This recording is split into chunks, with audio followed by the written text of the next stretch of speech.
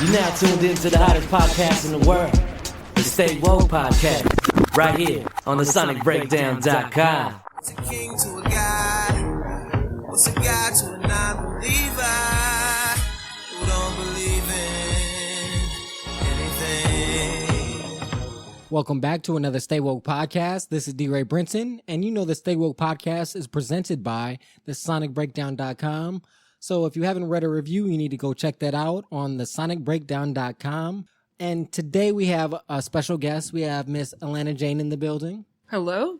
And today's going to be, today's episode, you know, we talk about music, movies, sports, and more, social issues, everything with the Stay Woke Podcast. But today's episode is specifically about the TV show American Gods.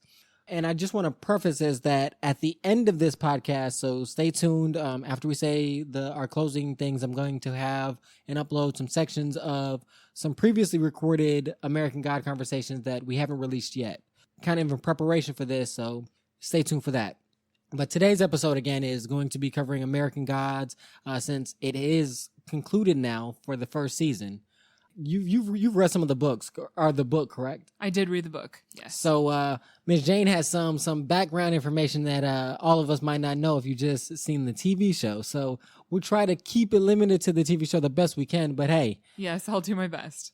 You know how our show goes. Spoilers alert. Probably wise. Spoilers for the whole season, maybe spoilers for the book. I'll try not to. Oh, it's definitely spoilers for the whole season. So if you ain't caught up by now, you might want to hold off. Don't still listen to the podcast, but come back in a couple of days when you finish. Mm-hmm. You can have a full Netflix experience now. The whole season is up. Exactly. That's very true. What'd you think of the show as a whole? I'm really, really loving the show. I remember when I was reading the book, I thought there was no way that it could be adapted into any kind of viewable anything because it's such a fantastic, like there's so many fantasy elements in this story. But the way that TV is produced now, there's the way that a miniseries or a produced for a streaming service can get a full budget. Like they have beautiful effects work and they're able to bring these fantastic ideas right onto the screen in a way that I think is really engaging. So I love the production quality. I love a lot of the stylistic choices.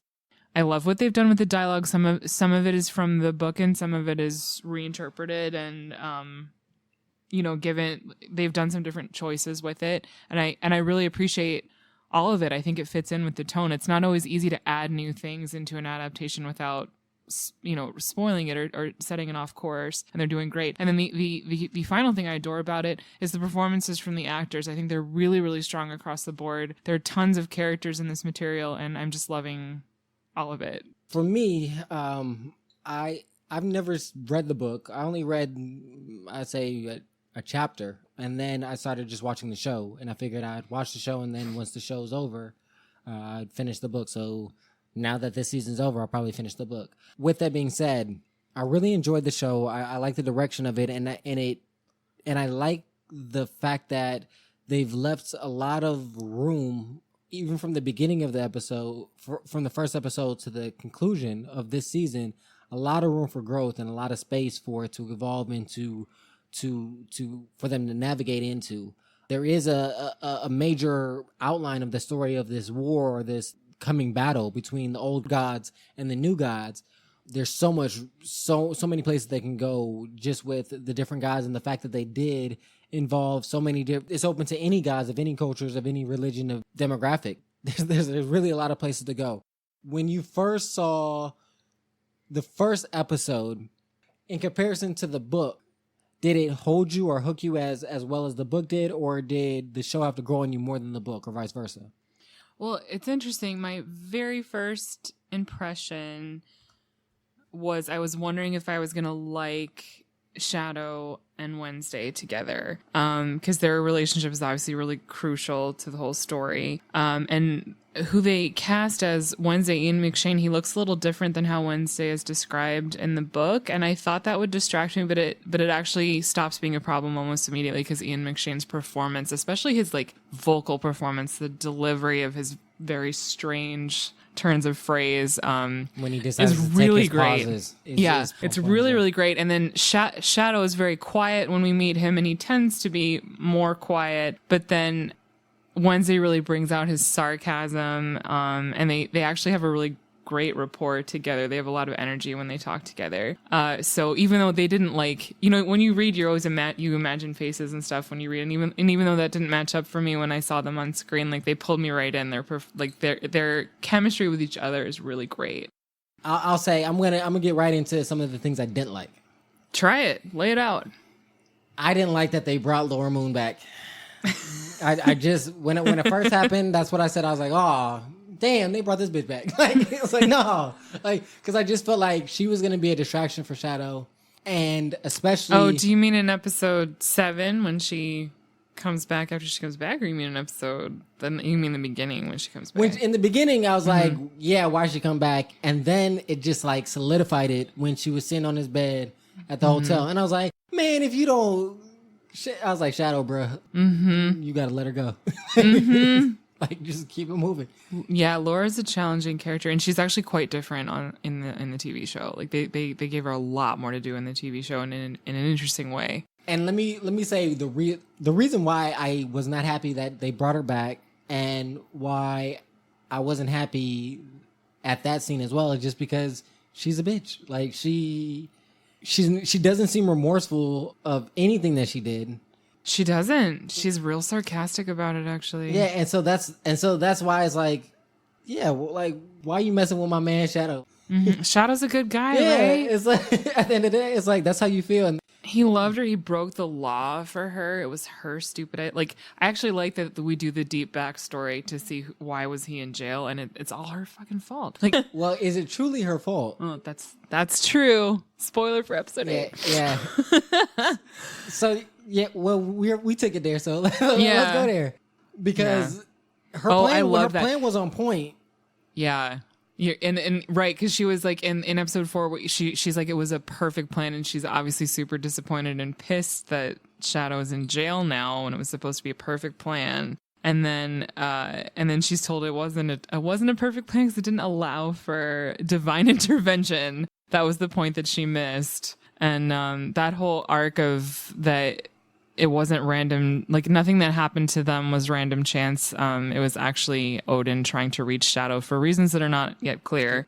And so not only did Shadow have to go to jail, he needed to sacrifice his wife. Like he doesn't sacrifice his wife, but his wife is sacrificed by the machinations of Odin. That reveal in episode 7 was actually amazing. That Matt Sweeney was on site. He was the cause of the accident. Because when they show the accident in 4. There is a thing where it looks like her shoulder is knocking the gear shift out of position. Like there, you can see it actually on screen, and it's like, oh man, what a stupid accident. And that's another thing that I have to say in accomplishment to the writers and directors is that choice of shooting, because the same thing as you saw, I saw that same thing that her shoulder hit it, and I was like, well, that's kind of karma for you fucking over your husband. Yeah, like is that. And roadhead boys and girls, don't do it. Yeah, exactly. It's like, okay, well, even the fact of how nonchalant she was about, even how like asshole-ish she was to the guy she was cheating on her husband with, was like, oh yeah, it's karma. You deserve. Right. She was shitty to him too. She's not a very loving person. She's quite depressed, actually, I would say, and she takes it out on other people. Not necessarily a great human. And we kind of wonder why Shadow's in love with her. And also she calls him puppy in a way that's not cute. It's very condescending. And that's the thing about it is because that's, I guess, the aggravating aspect of it is because Shadow was so strong in every other aspect. Mm-hmm. Even when Wednesday, he's strong, but he's not aggressive. Mm-hmm. Because in certain situations, I feel like even with Mr. Wednesday, it's like, I'd be like, yo, fuck this shit. What's really going on? And he's more like, what's going on? Okay, you're not going to answer me. I'm going to keep on going, and then eventually you'll tell me. But with her, she has that effect on him. Like it's interesting, right? His nose is wide open, as the old folks used to say. Because we learn that Wednesday/Odin needed Shadow to have nothing to lose. So like when they meet each other, his wife is dead. He just got out of jail. And he is very flat. Like he is very disengaged and non-passionate, and like even though these wild things start happening all around him, it takes a while for him to like really start reacting to it. And of course the reappearance of Laura kicks the entire thing up a dimension. And you said that she doesn't get resurrected in the book. Oh, she does. Like she comes out of her grave in the book too, but her characterization is a bit different. She seems more depressed and less. She doesn't act out as much. Do they also have in the book the idea of that he's like her center, her light? Yes, yeah. Him or like his aura or his trail is one of the few things that she can see, and her body is decomposing and she's troubled by it, just as we see on screen. Except on the show, it seems like it's more of an annoyance than anything. She's like inconvenienced by it. More inconvenienced by this aspect of it. Yeah, she's it's been a while since I read it, a couple years actually, but there's not as much bite in the book version of Laura. She seems more haunted by Shadow, like she wants to get back to Shadow, like her death, like her experiencing death means she does make her think that she loves Shadow, just as our Laura on here in the TV show does. But she's more wistful, a little bit more regretful. And did she meet her demise under the same circumstances? Yeah, she was cheating, and it was a really improbable karma type of accident. Hey. It happens. Yeah, it can happen. And I actually, one thing I do enjoy about this Laura bitch and all is I feel like it was super honest when she said that at the time that she said she could wait, she thought there was a good chance that was not going to be a lie. I think that's a really interesting way to think about it, and I think that's probably true. And I definitely agree with you on that aspect as well, is when she said that line, Emily Browning. Yeah. The actress who played that role, I think she did a very good job as well of relaying when they showed that scene of her saying that. You can see the doubt in her mind, but also that kind of idea of I think I can happen, but there's a chance that it might. Like, and then especially since Shadow doesn't want to let her accept any kind of blame criminally. Yeah, because if they were in jail together, it actually might have been fine. You know what I mean? Like if they were both doing the shorter terms. Yeah. I mean, they wouldn't have been together, but like they would have been out at the same time. Like, and knowing her disposition, I think she'd be fine in jail. Like I think she'd be okay. She's small, but she's tough. Yeah, she's tough, and she just has that edge about her that. And she didn't particularly like her life. No, she wasn't going to be missing it that much. Yeah, with the bug spray in the jacuzzi. So. Oh my gosh! Right? That's a very interesting thing that they do for her. And and one thing I do appreciate about her in the story, even though she's a bitch, is she's more clever, I think, on screen here. Like you can see she's very smart. She's got plans. Like I have no doubt that her bank robbery or her casino robbery plan was amazing. Like I bet it was really ingenious. I'm kind of curious about it actually. Maybe they might play it out in the second maybe season. Maybe we'll get to see it. That's another great thing about TV and film is that flashbacks can be so valuable. Like you can get so much from them, and you can jump time and piece things together in a really great way. So I want to kind of segue this into some of either your favorite scenes or some scenes that were eye-catching or something that really caught your attention. Well, the first scene that really caught my eye was the slave scene in the opening of episode 2. Yes.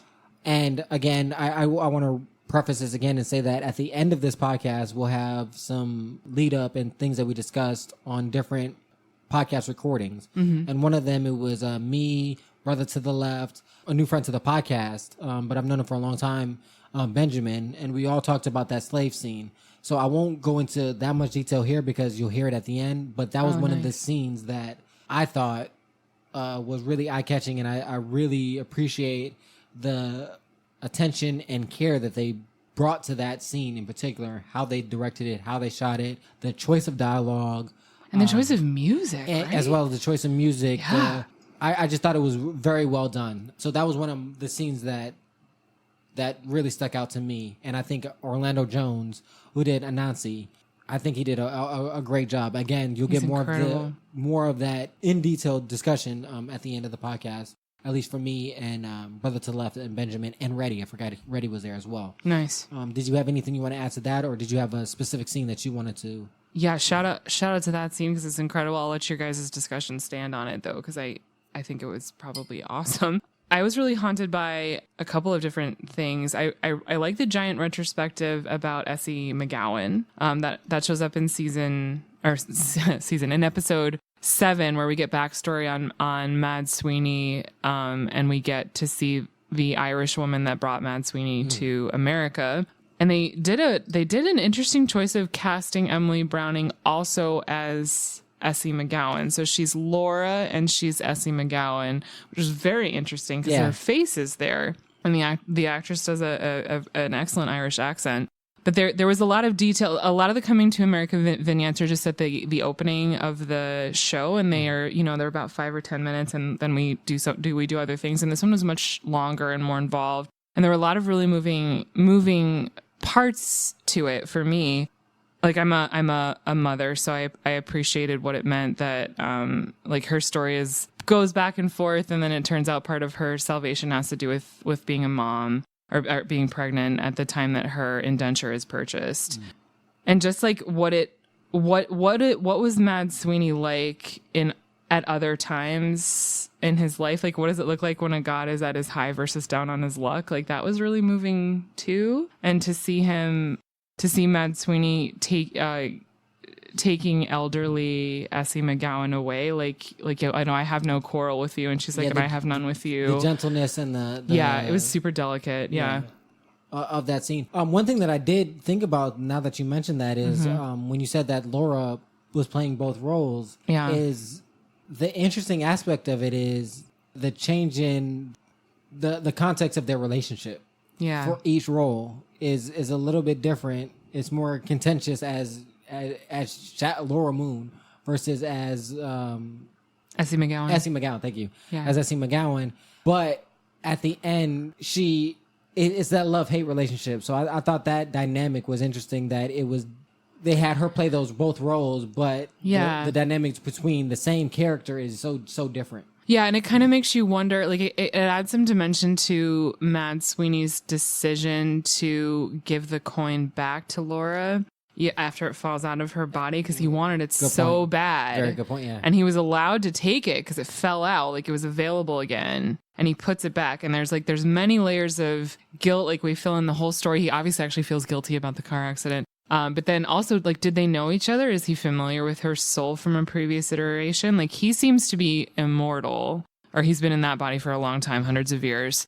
And if you think about all the damage that he's occurred, even in the scenes we've seen, it gives the impression that he is immortal, because he endures the pain, he takes the pain, and he does feel pain, but it doesn't stop him from... It seems like anything. You know what I'm saying? And I like that they leave it sort of mysterious. Like, what does it mean that he is immortal, and her spirit maybe showed up again? But I think they are hinting that spirits come back, or at least some people's spirits come back, because they describe Essie as very ambitious, and Laura, although she's depressed, is also ambitious. She wants to take the casino. And she has other, like, she likes to get her plans done too. And I liked showing, because I think Essie's story is set in 1721. It was interesting to see, after they had mentioned slavery, it was interesting to see the sort of white version of slavery, that what indenture looked like, and how different it actually, and how she for a short period of time got out of it. Yes, and how women have to pay for things. They have to pay for things with sex all the time. And that's an interesting contrast to some other ways that we see sex used in the show. But sex is a form of currency. Sex is a form of worship. There's sex is a form of power. There's a lot of different ideas that they bring in with that. And that brings me to another scene that I thought was pretty intense and important, and shows a recurring character, is the Queen of Sheba. One of the, she has a lot of memorable scenes from the very first. That actress is amazing. Yeah, she's amazing. Too. From the first scene that she's introduced to the scene where they have her back in Egypt, where where they have her with the Pharaoh, the king, and then she engulfs everybody. Those were great scenes. But the one scene that I felt was like a more delicate scene was when basically she's at her lowest point. Right. And recently, 2013, they put it. Yeah, 2013. And Tech Boy, or Yeah, I think he is called Tech Boy, actually. Yeah. Tech Boy, basically, I don't know the line for line. I wish I should have got it. But he basically says, where followers is the new gods. Worship is by quantity. Yeah, worship is by quantity. And is by how many followers you can acquire. And basically gives her the phone and says... Super true, too. And basically puts her on Tinder and says how great of a god you are because of how many worships you can get through this. She was so... Oh, my... The actress is so great. Like, so that... She doesn't even have any lines, but she's like looking in the Ethiopian restaurant and watching the destruction of the temple, which actually did happen. Like that's historical in our world that ISIS destroyed a bunch of temples. Yeah. And she didn't say anything. And her face is heartbreaking. Like I can barely look at it. She's outstanding, this actress. What's her name? I don't know it. But she's so good. And also shout out to the fact that she's super dark-skinned. We don't always get to see very dark-skinned African-American or black actresses. And she's like perfect, dark beauty. Really, really beautiful woman. And I think it's important that the Queen of Sheba be very beautiful. But she brings so much to it. The character actually doesn't have much to actually say. She doesn't speak that much, but her eyes are everything. She's beautiful. So it's Queen of Sheba or Bilquis. Mm-hmm. And it's Yetida Badaka. And I know I mispronounced that, so please forgive me. I'll spell it so that people can look her up. Is Yetide is the first name, and the last name is Badaki. And I know I butchered that to death. I'm horrible with names. But I agree with you 100%. That's why I picked out that scene, because I thought in that scene she did a wonderful role. I think in the whole series she just did an excellent job of portraying, as you said, many of the scenes she doesn't have many lines, but the emotional range that she captures is pretty vast. Oh yeah, and I love. So we see her for a moment looking at her jewelry. That's another scene. She's there looking at it and maybe remembering some stuff. And then in episode 8, we actually see her wearing it. We see her back in Africa, in Egypt or Ethiopia, wherever she was at, wearing it at the height of her power. So kind of like they don't like flash back to that, but I remembered because like her looking at it was so significant. Yeah. And just the way that the jewelry was like drawing attention to breasts and vulva, like it was very like female sexual jewelry and decoration. It's basically an arrow pointing to. Yeah, it was it's just like very explicit. Like it's an obvious celebration of the female body in a way that you don't necessarily see in a modern way. Like fashion, people can argue is a lot about celebrating the female body, but that was like no, really, like what are the good parts? Here they are, like and no hesitation, no shame, no guilt, nothing. No shame, with that. Yeah, that's shame. I think the two major aspects of that. And the way they portray her being fed by sexual encounters was very interesting, because there's like a metaphorical way that we understand feeding off of sex, and they show that it's actually quite literal for her, that she consumes others fully. And carrying on with this as well is I want to touch on that there's a scene as well where the first guy that was captured or engulfed in her sexual womb, we'll call, if I remember this correctly, I believe that they were trying to signify that like the universe is within that, because there was another scene where later you see him and he's like floating in space, and then as it's starting to pull out or pull in, rather, it looks like it shows like a vaginal lips with the space in the galaxy, and then you see her. I don't know if I was just reading too much into that. Is that something that you took from that? And I didn't notice it the first time. I noticed it the second time when I was watching it with my brother, and I was like, oh, because I already seen it, so I wasn't looking at specifically. I was looking more broad picture, and that's when I noticed it. Yeah, I mean, I think it's another understanding. I think they're kind of touching on the idea that there's not an afterlife. There's just a peaceful nothingness in some cultures. Like you don't have another life after, you just like dissolve into an abyss, or you're just in the ether peacefully. So there's that. And I think that goes with her partner's experience. Like they're not panicked as they start to be consumed. They're ecstatic. They're joyful. They're not afraid at all. They lose everything. Yeah, euphoric. Exactly.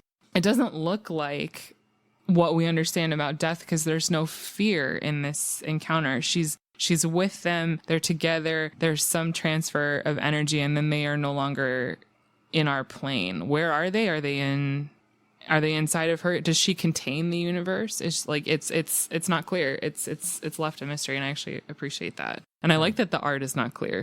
What is all that? Not sure. Leave room for interpretation. Yeah. And I want to get to another of your favorite scenes, but I do want to piggyback off that into death, because death is a strong component in this show. And, there's a lot of good things there. And what it means by that, as we talked about in that scene, that apparently that guy's dead now, that was absorbed by her, but he experienced death in a different way than Laura Moon experienced death, or I can't remember. I don't know the name of the. She was a minor character, but the one where you first introduced when we first see Anubis, and he takes. Oh her. Yes, the Muslim woman. Yeah.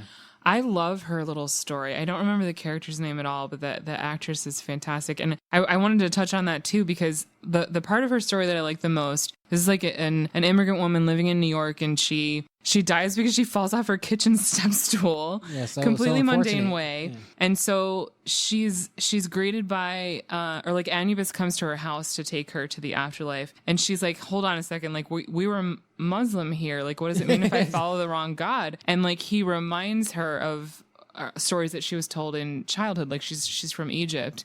I like there's something extremely poignant about like the stories that you hung on to as a child are more meaningful than whatever rituals you designed into your life for your marriage later, or whatever else was going on. Like what spoke to you as a child is what your spirituality truly is. That's really emotional and meaningful for me. I liked that a lot. And then that she can follow Anubis and have her heart weighed on the scale and have it work for her. Yeah, heart versus the feather. Yeah. Mm-hmm. I thought that was a poignant scene. And it was. One of the reasons why I thought that is because just that same point that you brought up about the fact that your religion or your spirituality or your beliefs as a kid holding on so strong. And if you think about it, especially nowadays, I can't speak so far for nowadays, but when I was a kid, all of my friends, their grandmothers is the ones that was really forcing and pushing you to go to church, read the Bible, do all those things. And then just like a lot of us, as we got older, high school, college, we started to formulate our own thoughts, branch out to either staying in that religion, forming other opinions about religion and things of that nature.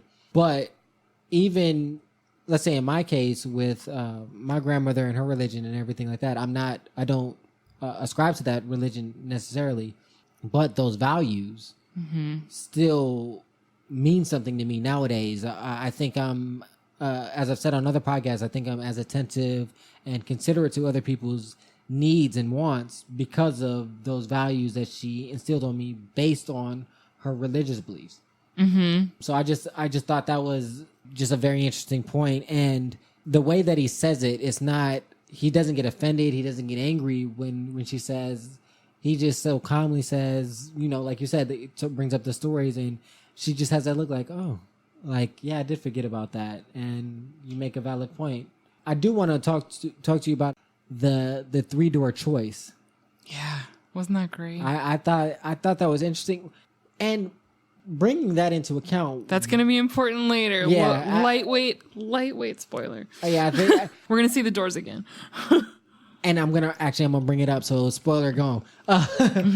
Why do you think that Laura experienced death in the same way as a Muslim woman? Exactly. Why is Anubis with Laura? Why is that? I don't have a good answer for that one. Yeah, because I was like, because he had an answer for why he was with the Muslim woman, even though she was Muslim. Laura, as far as we can tell, or prior to that, she seemed like she was an atheist. Yeah. Seems super atheistic, and she's super pissed that she's dead. And it's interesting that it's Anubis, because like they're maybe going to do this scale thing, but then Laura doesn't get a door. He's going to put her in a hot tub for eternity. Like that's what you believed in nothing. I'm going to shut you in this vault forever. And she wants to know if it'll be, I forget exactly what she says, but she wants to know if it's going to be peaceful or something. And he can only say that it'll be dark or something. Yeah. Like it's not peaceful. And so that, to me, but I don't know why. I do not know why it's Anubis who's talking to her there. And she's in the same plane, right? It's the same sort of the same strangely lit sand situation. landscape, Yeah. I don't know why. And yeah, I couldn't figure it out either. And I just find it interesting that she's like, you're not gonna weigh my heart. Like, I already know. Yeah, and know. like and then the act of cussing him out, she's blown back out of the afterlife, and she can climb out of her grave then. And I assume that was a result of the coin, of course. Yeah, not everyone can climb out of their grave. The coin is important for sure. Yeah, so that's what I figured. And I like that Matt Sweeney fucked it up and gave Shadow the wrong coin. And their scene in the diner is so hilarious. And the happenstance that he gives it to Shadow, and then Shadow gives it away, because the other thing is when he meets the woman about the moon. Mm-hmm. She says, "We gave you the sun, and you gave that away. Don't give this coin away." Exactly right. Those characters are so it shows that he's of some significance, because they're giving him these major things that he doesn't even realize the value of which he's holding. These tokens that he doesn't understand. And all the gods also accept him. It's interesting because they introduce this mystery, and they haven't resolved it, and they may never resolve it. But the idea that you see gods or believe in gods and they become real. How come Shadow sees all the gods from all the cultures? Why is that? It seems like maybe not everyone would see everyone, but Shadow sees all of them. Yeah, Shadow sees all of them. Yeah, it's very interesting. I do want to touch on a scene. I was very hyped to talk about this scene, but the scene with Salim and the Jinn. Yes, I wanted. That was another scene I wanted to. That one really sticks out in my mind because number one, you don't see explicit homosexual content very often, and it's quite explicit. It's very explicit. And I had to weigh it. In our discussion about feminism, you were saying that the way that you check yourself was to switch all the roles and see if you have a problem, because then you know that your problem maybe doesn't have merit. So it's do we see heterosexual sex scenes as explicit as that? And we do all the time, all the time. So it was you just had to get your mind right. And then the performance from the actors, especially the gentleman who's portraying Salim, he's really great. Yeah, he is. He's super really great. And the whole entire episode, well, every episode I've seen him in, but that specific, I think it's episode 3. Yeah, I think it's episode 3. Yeah. But in that, from every scene that I see him in, he did a great job. Even waiting in the office. Yeah. He's really great. He's a really interesting face. Yeah. And I thought he was just gonna be a vignette character maybe in the TV show, so I was super stoked when we see him again. And then he wants to find the Jinn again. That story is slightly different in the book, but I like what they're doing with it here. Oh, and the way that they later refer to it, Mad Sweeney makes this sort of offhand comment that if Salim were still in the country where he's from, where it's illegal to be homosexual, he might have been killed or might have killed himself, because you can't be out where he was from. He Mad Sweeney kind of is teasing him or throwing it away as a shite comment, but it kind of, everything that's wrong with America, at least most people can be out if they need to be out. We have our flaws, but we also have things that we can. I also there's a lot of the producers refer to it as a romantic scene, and I actually think it is quite romantic. No, I would definitely agree with the romantic aspect of that scene. The same thing as you. When I first saw it, it was shocking. It threw me off. I remember literally asking myself, watching the scene, and after the scene, I was, what was the purpose of it? I understand it's a love scene. I get that. And I do want to say that it did seem very intimate, not just a sex scene, that there was love and care. And that's why it makes sense that they did bring him back, because he does want to meet him again. He did care about him, even though it was a one night stand. Mm-hmm. And he's chasing a feeling. Yeah, chasing a feeling that he had. Mm-hmm. Who knows if it's love at first sight? You know, he felt that he felt his soulmate, or that the jinn itself, you know, by the act of having sex with a human, imparted something on him that made him feel this way, instead of actual true love or true want. That's something that from the scene I saw, I can't determine. But what I did want to ask you, based on that scene, one, what do you think was the purpose of the scene besides to show from the story's perspective, or from the TV show's perspective? From the story's perspective, because I get that they're introducing the characters, and but they don't really give more about the jinn's role in this story or Salim's role in this story, based on the scenes that I saw. And maybe I'm missing something, and that's why I'm wondering. Yeah, I don't know where they're fully going to go with it, because they made a couple of changes, I think, with what they're doing. I think they were introducing some, like, so like a jinn is another name for a genie. Yeah. So like, what is a genie? It's wish fulfillment, literally, and also like the idea of hope. There's the idea of obsession. There's the idea of like an answer, like a granted wish is like an answered prayer. So it's like maybe different language to understand. They touched on that a little bit, because he said, and like Salim is a really religious guy. Like he perfectly practices the 5 prayers a day. He prays to Mecca. And he does that before and after he meets the jinn. And so his interaction with the jinn doesn't change that. Yeah. Yeah. It's very, so I don't 100% know. But I liked that his experience with the jinn, like, it shows you how much your life and perspective can change off of a single incident, like a single small period of time, like a couple of hours with the jinn changed everything. He abandoned his old life and was given a new one. And they talk about it. They sort of show it in this show, because like he takes the jinn's clothes and starts driving the jinn's cab, and the jinn is gone. And he says it's like being granted a new life, and that's like the idea of resurrection, which we also revisit in other parts of the story. Like, I think it's like another way to talk about a lot of the ideas that they're already talking about. And to jump off that as well is something that I just thought about now. That's why I'm glad we have these conversations about these shows. Is when you said that about the resurrection of about him, it was in essence a grant, his wish being granted.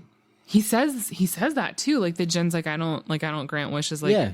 And Salim is like, you are, like, right now I am having a wish granted. And that's what and even like after that point, after his encounter with the jinn, it's his wish was granted by that interaction, as you said, in the way that I'm seeing it is in the regards of, he was going down a path as a salesman of selling whatever he was selling. Nobody was buying it. Yeah. The dude didn't want to misery, see him. So purgatory. And he was, in his mind already, he was going to, just like he is blindly devoted to I won't say blindly devoted, but devoted to his rituals of praying to Mecca 5 times a day. Mm-hmm. He was devoted to the same thing of salesmanship of, I have this product, I need to sell it. This is the guy I'm supposed to sell it to. I'm going to go to his office every day until he buys it. Kind of that idea, because he said he's going to make the appointment again tomorrow to do the same thing. And we know they're putting him through the cycle of, we're never going to give you this appointment. So that kind of thing. And by him having that experience with the jinn, broke that cycle and granted his wish of giving him real meaning. And the other thing I liked is, when we see him with the jinn. That's how we meet Salim. And later Salim says that when he prays, he thanks God for bringing him to where he's at, as opposed to asking God for things, which is another way that people pray. Mm-hmm. And it's like, what was he doing with the jinn? Was he asking him for this loving experience? Was he offering himself to the jinn? And then, like, he was so happy and fulfilled by his experience that he's now chasing the jinn across the country. But it's just like, what does it mean to have a spiritual moment? Like, it can look like a lot of different things. Like you sometimes do hear sexual experiences referred to as spiritual, or like some people say that certain kinds of sexual contact with others is spiritual in nature. And like, you really get that. And like, they show it the way that they choose to depict the scene. There's some of it is in reality in the room that they're in, and some of it is like in the landscape, like in the universe, like their bodies like are different colors and take on different dimensions and are like huge. And they really hint at how you can make a spiritual connection with another person. Like the jinn is not a human person, but he's still a person. Like he's probably a demigod. Like they say there's a whole range of characters. Like Matt Sweeney is not a god, he's a demigod. I feel like he's somewhere in the same realm as Matt Sweeney. And then has a body, like a corporeal feeling body. I think that's probably the difference, actually. Like, what happens when you punch Odin? I don't know. Like, I'm kind of worried. Yeah. I think that those are valid points that you're making in regards to the idea of the sexual connection and spiritual. And as I said, if you think about Da Vinci Code, during some of the pagan rituals and some of other religious rituals, sex or having sex or copulation is a part of it. Yeah. And they say, again, in the Da Vinci Code, that, the closest that you get to God is when you orgasm. That feeling a common idea, yes. So that, and they touch on that with the jinn scene as well. Yes, it's like when are you most in and out of your body simultaneously? It's at that moment. It's an interesting discussion. And I do think with it's interesting because when we see more from Salim later, like it adds so much to what we have already seen. So it makes me like it more. Like if we only saw him once, like he was still an amazing actor. But I'm so glad we see him again because we get to really understand why he's chasing the jinn, because their time together was so powerful. It's like, I would chase that guy too. Like it adds a lot to it, and I think it stops it from being a scene that they put in only to be titillating. Like what would be controversial? Like a super graphic sex scene is controversial. Like it's even more controversial if you make it a homosexual super graphic sex scene. But it's not only that. There's so much other stuff that they put onto it besides just the fact that you can see their bodies. Like there's more stuff going on.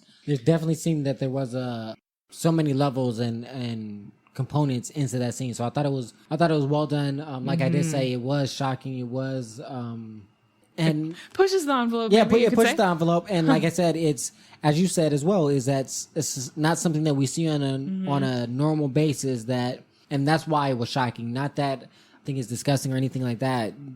That's not. I want to make sure that's clear that wasn't the reason why I thought it was shocking. It's just because it's not something I see on an average basis. And it wasn't something that I was expecting to see. I do think it was a well done shot. I think it was very poignant. Yeah, and it was. I think artistically, it was nice. Yeah, they knocked it out of the park. And I love the fire effect in the jinn's eyes. Yeah, it's really beautiful. I think that was really. I think that was very, very well done. Now, piggybacking off that, the fire that you saw in the jinn's eyes is very similar to the fire that you see in the bison goat. Yes, it's just like that. It's just like it. Interesting, right? I don't know. Are they related? I think I'm going to go ahead and not speak on that. I was putting it out there because I have a feeling that is covered in the book. Yeah, like one thing I will point out that I think is relatively safe to point out is in the book, it's much more strongly implied and considered and discussed that Shadow is of mixed lineage, including significant native or indigenous blood. It's clear that he's not like it's obvious he's a character of color in the TV show, but I think they're sort of downplaying the indigenous part for now. They might bring it out later. They haven't ruled it out, but I think it's more clear in the book earlier that he's got significant native heritage, which is funny because I guess I won't say a running joke, but a common joke or theme in the African American community is if a black person comes up to you and you say, "What are you?" They'll be like, "I'm black and I got some Blackfoot and some." So it's the idea that they're trying to incorporate that, and that does make sense because of in the beginning or the first episode, they bring in the idea of the Native Americans, and they do bring up that goat, bison, fire thingy. So that's why I was like, the fire eyes, how does that relate to the jinn? But as we see, other cultures and religions do have a tie together, just of gods. Mm-hmm. Because like the jinn knows Mad Sweeney. Yeah. And those are vastly... Mad Sweeney knows everybody. Yeah, vastly different religions. Is there any other scenes that really stuck out to you that you wanted to talk about? I like the idea that, or I like the discussion of Easter in episode 8, and that what does an Easter party look like with the goddess of Easter? And it's all her, the Jesuses. Exactly. It's her plus like 100 different Jesuses. And I like that because it also ties to the thing in episode 3 where, the Mexican Jesus? Yes, exactly. Yeah. Where Wednesday is saying that, of all the Jesuses, he knows the Mexican Jesus is the one that's closest to, like, that's the closest to the mark. And then we also get to see him in the vignette about people trying to cross the border. He gets killed. We see him again. Yeah. In essence, saving. Yeah. God, that was so upsetting. That was such an upsetting story. It was, and it was upsetting, but also important too. Yeah, I think it was very important, and I'm glad that they chose to navigate and have the Mexican Jesus as the closest one to the mark, as Wednesday says, because that gave them the opportunity to create that scene that we saw. Yeah. And that scene not only illuminates, the religious ties to Jesus and, dying for people's sins, being a martyr, all those aspects of it, but it also ties into the idea of immigration and how it can affect people and how people can take it to the extremes of that scene. Yeah, like, is someone trying to get to another place, is that really punishable by death? Like, it's so disturbing the way, like, and it should be extreme, disturbing, yeah, because it is disturbing. And I think that's why it was well done, and that's why I think they should have did it that way, so it can evoke some emotional response to it. Yeah, and the unbelievable hypocrisy that they very clearly lay out, because who do all the Mexican people talk to before they try to cross the river? They talk to Jesus, and then whose name is on the guns and the bullets that the fucking vigilante border patrol people are? It's really upsetting. Yeah, the juxtaposition between both of them, praying and worshiping the same God and religion, but have vastly different views on it. Yeah, and I like that they've sort of brought that. They haven't talked about it so much with Jesus directly yet, but like in general, like what the God, like what does it mean if a God has to sell out or like survive in the culture? Like, what does it mean when things are done in my name that I actually don't approve of, or don't, like, do I take the power because it's still power, or do I, eschew it and weaken myself? And like they make that point about they kind of like Easter. The character of Easter is pretty cheerful about what has happened to her situation. She did a great job with that too. I love her. But it's like interesting because media comes to call to the Easter party and is like, you know what this deal looks like. Saint Nick took a deal like this, and it's just like one comment, but like it perfectly illustrates like the intersection between old religious rituals and like the unbelievably messed up commercial world that we're in now. Because like Easter has that too. It's a little bit less insane than it is for Christmas, but it's the same thing. Like we say the character's name, but it's like some weird thing that we buy. Like it's not an actual devotional for people anymore. It was interesting when they brought up Wednesday was basically like, nobody's worshiping you. Nobody is, all these Jesuses that are at your party that they worshiping. You just getting their leftovers in essence. That was an interesting play. It was. That Wednesday made. It was interesting. But it's true. It's true though. And like I like how this happens in the book and it also happens in the TV show, that you can kind of tell that there's some truth in gods being forgotten and dying out, because we meet them with their old names. Like, I don't know the name Ostara, her old name. I've never heard that name before. Yeah.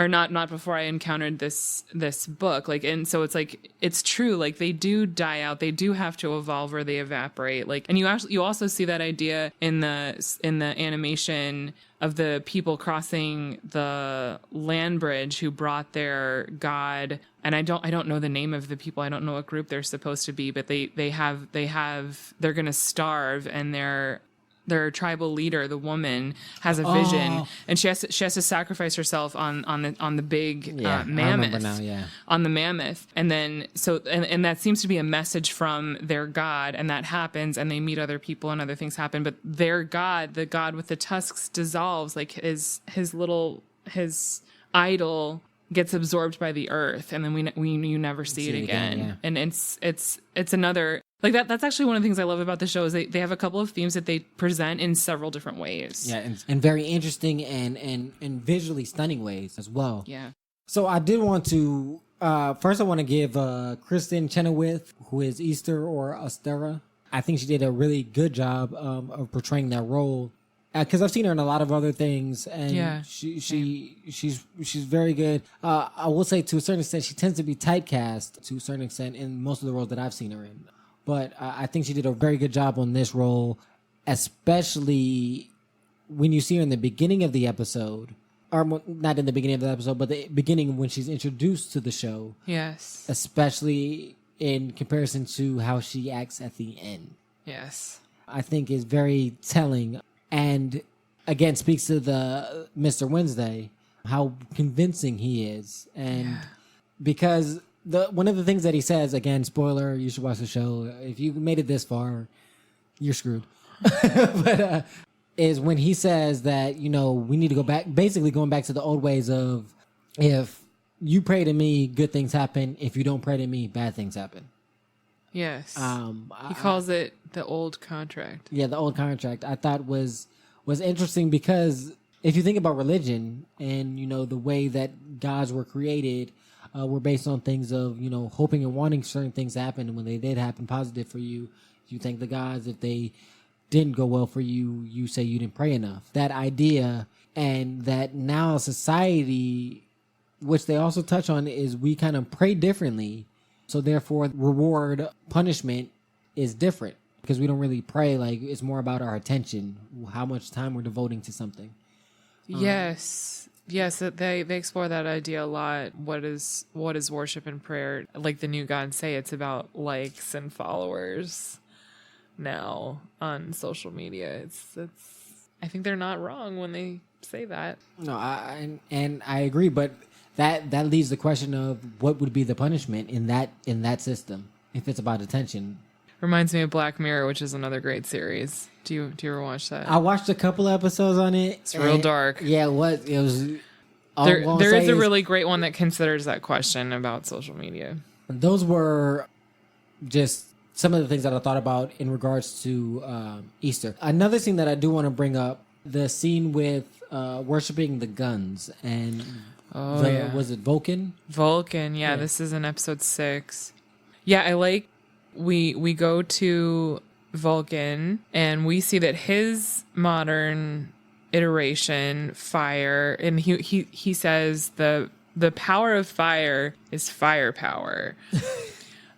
Which sounds silly, but then like the more you think about it, the more you kind of understand where he's coming from or the point that he's trying to make. And it actually helped me understand a little bit. Like the United States is different from basically every other nation that is considered our peer economically, in that we have civilians carrying guns. Yes. At a higher rate per capita than any other country that is like us in any other way. Especially when we're not in a constant state of war. Yeah. So our culture is extremely unusual when it comes to guns, and the discussion Vulcan brings into it about why people are so attached to their guns, that they represent comfort, safety, security. And I've seen those arguments articulated at other places, and I personally am not a huge fan of civilians being able to carry guns. Neither am I, and I can second that when I lived in Georgia. They love their guns. Yeah, and like I appreciated that they brought it into the story, because it did give me pause to help me understand why a normal person might want something like a gun. And that's and being able to understand that position is really hard for me usually. And just having his little discussion about what it means to have a weapon like that literally close to you on your hip, like they were talking about, like it's the warmth blanket. of it is next to your body. It's Linus's security blanket. Yeah. So there's that. Yeah, there's that idea. And then I also like the idea that people are so captivated and single-mindedly defending their right to have a gun because they are actually it's their way of worshiping Vulcan, or they're following Vulcan. Like if you're a huge fan of your gun, if you love your gun, if you need your gun, you're a follower of Vulcan. I kind of like that idea. And what I'll say based on that, I definitely agree with all the points that you made. One of the points that you made specifically about, I always understood to a degree at which gun owners felt the comfort of a gun. Again, I'm not a person, I do not own a gun. I don't feel the need to own a gun. I never had the intentions of it. Again, but if I've been around a lot of people that have guns that feel the need that they need to have their gun. And I don't get it, but I can understand why they feel that need. I don't feel the need, but I can understand why they feel that need. Now, with that being said, my counter argument to anytime people talk about, because this comes into contact with gun control and the idea of gun control. It does. Is that I can understand you feeling you need a gun or you want a gun to feel safe, as Vulcan so eloquently puts. Feeling the heat, feeling that you're protected, you're protecting your family, it's a security. I get that. But there is a point where there's a excess. You don't need an AK-47 to give you that security and that warmth and protection that you need for a home invasion. There's a point where nobody's breaking in your house where a non-automatic rifle can't do the job. And I like that they, without hitting us over the head with it, I like the comment that he makes, because Wednesday commissions a sword from Vulcan, who's a master blacksmith, and that's actually part of the Vulcan story, that he's a master blacksmith, so I like that too. But like he says, like, Vulcan's kind of making fun of Wednesday a little bit. He says, like, you could, basically says that you could kill everyone you know and all their children and all their grandchildren's children. It would take you hundreds and hundreds of years, and it would not be the same body count that you could make with a gun in a single day. And we've discussed with many of the gods that one of the ways that they exist and feed is from sacrifice and blood sacrifice. And it's like, why is Vulcan so happy to have all these incredibly gun crazy followers? And it's because they make bloodshed. Like they create energy for him through the act of sacrifice and the act of violence and the acts of violence that come from owning guns. And even if it wasn't through people dying, it's the fact that so many people use it. Right. So yeah, like just every time somebody shoots, not even at a firing range at a target, every time somebody shoots a Vulcan bullet, he's in essence being praised. Anytime they do some destruction, So he says that he likes gun, like it's his adaptation and how he survives as an old god in the new world, and those are very thought provoking things, and I like that. Like, is it? Like, I don't think you can ever discuss guns and have it be apolitical in the U.S. So is it a political piece of story? Sure, but I think they don't actually say, like, I don't think it's a full-on condemnation of people who want to own a gun. I think it's more layered than that and more detailed than that, and they bring a lot of. And that's what I was touching on is the fact, like I said, I get. You feel the need of wanting a gun. I don't get the feel of you need an AK-47. I don't see the need. Like, I can see that. Like I said, I can empathize with somebody saying having a gun in my house makes me feel more secure. To me, logically, I can rationalize how that would make sense. Yeah. I can't logically rationalize how you wouldn't feel safe with, a 9mm versus. But you don't feel safe with a 9mm, but you feel more safe with an AK-47. Like, to me, that I don't get, and so that's the nuances of it to me that doesn't make sense to me. Yeah. I do want to ask you. Yeah. Do you know the history behind Vulcan of the origin of, is it like with the hammer guy that's Slavic religion? Odin, you know. I know a little bit. Because and before you answer that, the reason, because I have no idea, to be honest with you, about the Vulcan. The only thing that I can relate or that I can think of that is similar or in the same vein as that is is it Hephaestus, the Greek god, the blacksmith? Yeah. That's the only religious reference that I can think that kind of fit that same vein. There's other gods of like war, destruction, you know, violence and things of that nature, but he seemed more of that. He was more like the blacksmith, not just war and violence. So that's why he created the sword. Yeah. So what can you tell me about that origin that you know of? Oh, not that much really, other than volcanoes are named for Vulcan. Like he's associated with fire. He's associated with lava. Can he be associated with Hephaestus then? Because I think his lair or his home was in a volcano. Yeah, like sorry to all the classic scholars that may or may not be listening, but I think Hephaestus and Vulcan might be two different names for the same guy. Correct, like, okay. Just like they did with the Roman. Yeah, and there's a Roman Greek pantheon and a Greek pantheon, and they have a lot of overlap. And I think that's the pair that we're talking about. I might be wrong, but hey, leave us the comments and correct us. We're always open to being corrected. Please do educate us over here at the Stay Woke Podcast. Yeah. We don't claim we know it all. We just we just give what we know and what we think, and hopefully you guys can correct us. Hey, this is a community. We trying to learn just like y'all. So let us know if you know. Yeah. If you're wiser than us, please inform us. And I do like that the gods are kind of, they're up for grabs, because like when Wednesday discloses who he is, he has like 50 names. He has so many names. Yeah. And he said, and he keeps on going. And he's like, I have so many names. You couldn't even like basically he's like saying I can go on and on forever with the names that I have. And it's interesting because it made me wonder for a second when he was speaking how, like, if gods really do have a consciousness, or they have a presence on earth, like Wednesday is.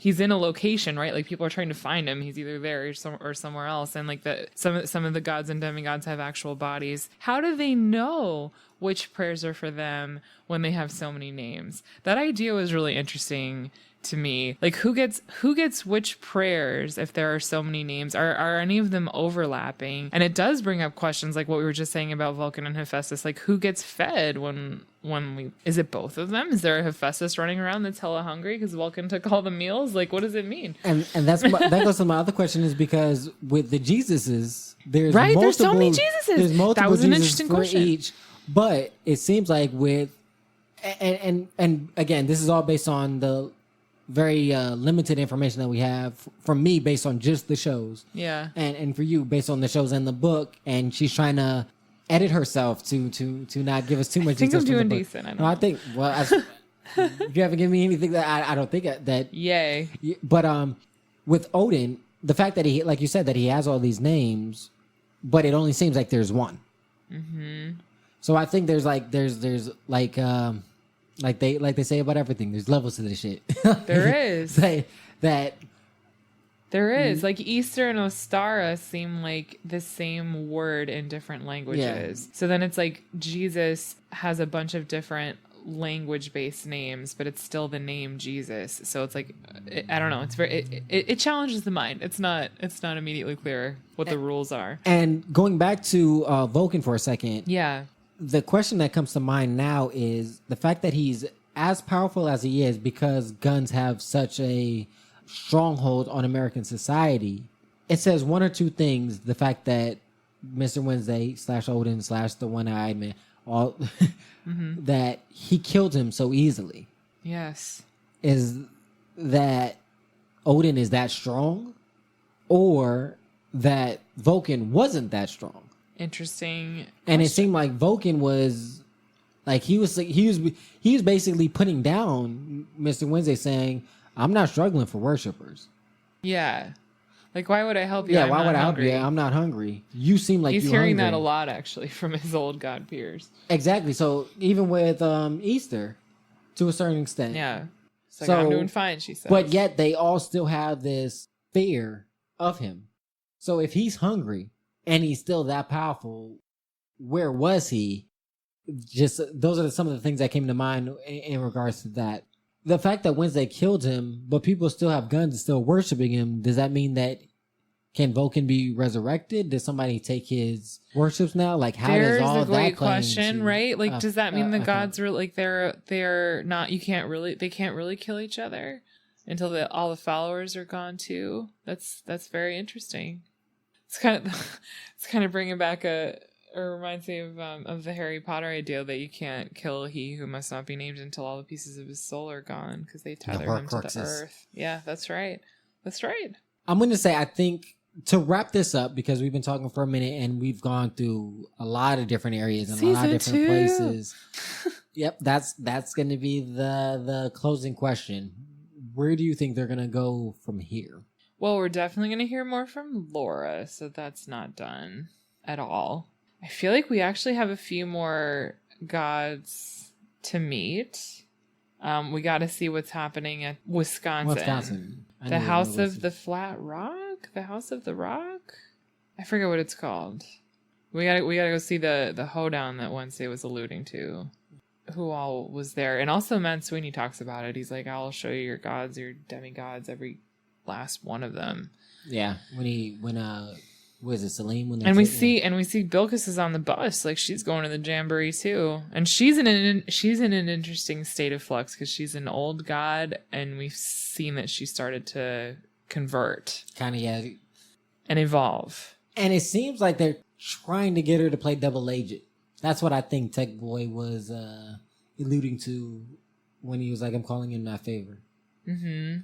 Basically, I think he's going to have her go to this meeting and try to infiltrate Wednesday's plan and figure out really, I mean, they have an idea that, yeah, we're going to war, but what is his strategy? What is how he plans to achieve that? I definitely do. Some of the things that I'm definitely interested in finding more about is Anansi's role.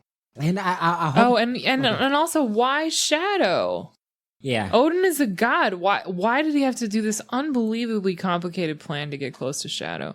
What the hell? My prediction, again, I haven't read the books or I only saw the first season, but my prediction, they need Shadow because they are in America. And Shadow has the tie to the strongest god in America. Strongest old god in America, per se, because of his Native American heritage. I like all that. Part of me thinks that either Shadow is either connected to that god, is that god, or has the ability to sway that god to Wednesday's side. And basically that's like the key fighter. It's basically whoever gets this god, that will change the tide. That's very interesting. So I mean, I assume it's going to be a minute before we get to season 2 because season 1 just ended. Yeah, I don't know. Probably make us wait like Game HBO. of Thrones. Yeah. Anything else you wanted to bring up that we didn't get to mention so far? I would, if you're hesitating to read the book, I think you should read it. Not just you specifically, DeRa, but that's for everybody out there. I really enjoyed the book. It's one of my favorites, and I'm really enjoying the show. And even though they don't match, they have the same captivating level of ideas. Like, it really makes you think, and I feel like that's so rare, and I'm enjoying the process of thinking, and I like the questions about spirituality and religion. And I think if you liked the show at all, I think you will also like the book. I mean, I'm definitely going to read the book because I really do like the show. I do, as you stated, I do like the fact that it is very thought-provoking. I do like the fact that it does take you to places, even like as we discussed on this podcast, there's subtle scenes that will take you to places that I never thought I would think about in that way, that it would take me to, questioning religion in that way. When people say question religion, it usually has a negative connotation. But as I've said on many podcasts before, that questioning something isn't a negative. To me, that's how you can dive deeper and learn more. That's something I really enjoy about this show, is that it does make me think deeper. It does make me question certain things and learn more. I've learned more about other religions than I have since my college years. Just because I want to learn more. I want to know more. Even things that I thought I did know, like with Odin and Easter, that I would have never looked deeper into if it wasn't for this show. So I want to say I think it's a really good show. It's on STARZ for the people that haven't watched it yet. We can thank the gods of media for bringing it to us. Yeah, exactly. Gillian Anderson, I want to say I think she did a great job of playing media since we She's did amazing. bring her up. A tour de force. Yeah, so we'll have to say thanks to the media and Tech Boy. Thank you to everybody for listening to another Stay Woke podcast. I want to thank Miss Alanna Jane for coming and sharing her insight and just having another great conversation with you about it, taking us to places that I wouldn't be able to do if I was doing it on my own, or somebody that wasn't as knowledgeable about the topic as you were. So oh my gosh, thank you. Such a pleasure always. You know the podcast motto: live, listen to some great music, watch some great TV shows, and think more. And above all, love more. And we're out. Hey everybody, again, this is DeRa Brinson, and I just wanted to add a production note. I know I said it in the beginning of this episode that there'd be an extra or bonus clips of our American Gods talk at the end of this, but that actually will be on our Patreon page. So visit patreon.com, and that's patreon.com/staywoke podcast. And you can get the contents of those bonus clips there starting on Wednesday of next week. So again, thank you for listening, and we appreciate it, and we out. What's a king to a god? What's a god to a non-believer?